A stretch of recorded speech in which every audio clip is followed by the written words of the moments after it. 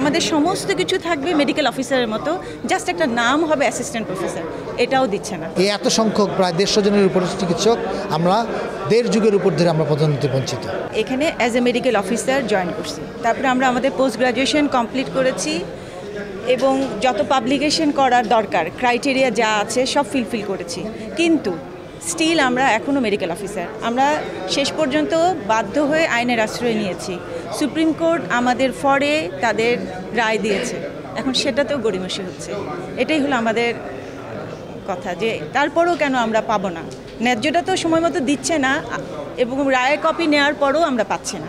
সবসময় আশ্বাস দিয়ে আসছে এবং যতবার যাই ততবারই মাথায় হাত বুলায়, অবশ্যই হয়ে যাবে, আমরা খুবই পজিটিভ, আমরা তোমাদের কষ্ট বুঝি, কিন্তু ফল তো আজকে আমরা স্টিল মেডিকেল অফিসার। এবং আমাদের যে দাবি, আমরা যে অ্যাসিস্ট্যান্ট প্রফেসর হব, আমাদেরকে তারা সবেতনে, মানে আমাদের সমস্ত কিছু থাকবে মেডিকেল অফিসারের মতো, জাস্ট একটা নাম হবে অ্যাসিস্ট্যান্ট প্রফেসর, এটাও দিচ্ছে না। আর কিছু বলার আছে? আমার ছেলে যখন প্লে গ্রুপে পড়ে আমার ডেজিগনেশন ছিল মেডিকেল অফিসার।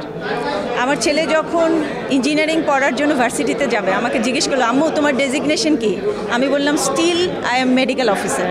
আমার ছেলে এখন কমপ্লিট ইঞ্জিনিয়ার, মাস্টার্সে যাচ্ছে, আমি স্টিল মেডিকেল অফিসার।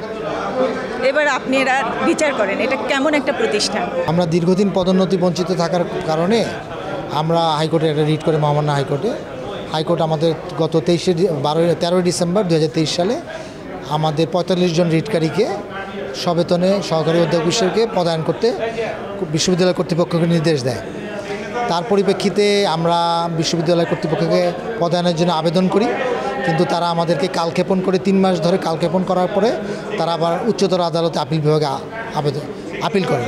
সেই আপিলের ডিভিশনেও তারা আমাদের রায়টাই বহাল থাকে, হাইকোর্টের রায়ে বহাল থাকে নির্দেশনা সহ, এবং অবিলম্বে কার্যকর করতে বলে। আমরা বেশ কিছুদিন ধরে, গত এই রায়টা হয়েছে 3রা জুন 2024 সালে, তারপর থেকে আমরা বিভিন্নভাবে এগিয়ে করেছি, তাদেরকে দিন দরবার করছি, তাদের সাথে যাচ্ছি, সাক্ষাৎ করছি, আমরা আবেদনও জমা দিয়েছি, কিন্তু তারা আমাদেরকে সুস্পষ্ট কোনো জবাব দিচ্ছে না, এবং হলো গিয়ে এটা নিয়ে আমাদের কাছে মনে হচ্ছে যে কালক্ষেপণ হচ্ছে আর কি।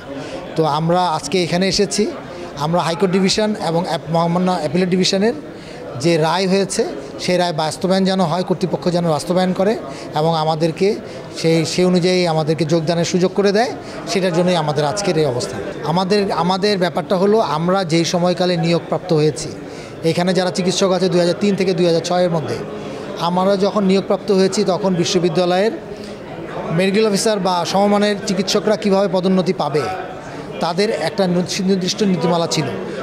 তাদের FCPS MD বা MS ডিগ্রি করার পর বা সমমানের ডিগ্রি করার পরে 1 বছরের মধ্যে সবেতনের সহকারী অধ্যাপক, এবং প্রকাশনা থাকলে 2 বছরের মধ্যে তারা হলো নিয়মিতকরণ হবে। তারা 2009 সালে একটা সিন্ডিকেটের মাধ্যমে তারা এটা প্রসপেক্টিভলি হলো গিয়ে রহিত না করে রেট্রোস্পেক্টিভলি রহিত করে দেয়।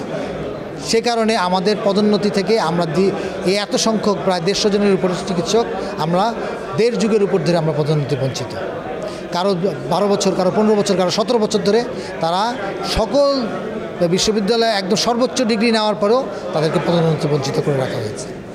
আমরা এই প্রতিকারের কারণেই কিন্তু হাইকোর্টে আমরা কিন্তু প্রথমে বিশ্ববিদ্যালয়ের কাছে গিয়েছি, আমাদের বিশ্ববিদ্যালয়ের অভিভাবক হিসেবে তারাই করার কথা, কিন্তু তারা যখন আমাদেরকে সহযোগিতা করেন নাই তখন আমরা বাধ্য হয়ে মহামান্য হাইকোর্টের কাছে রিট করেছি, এবং হাইকোর্ট এবং অ্যাপিলেট ডিভিশনের রায় আসার পরেও আমরা দেখতে পাচ্ছি এখানে কালক্ষেপণ হচ্ছে।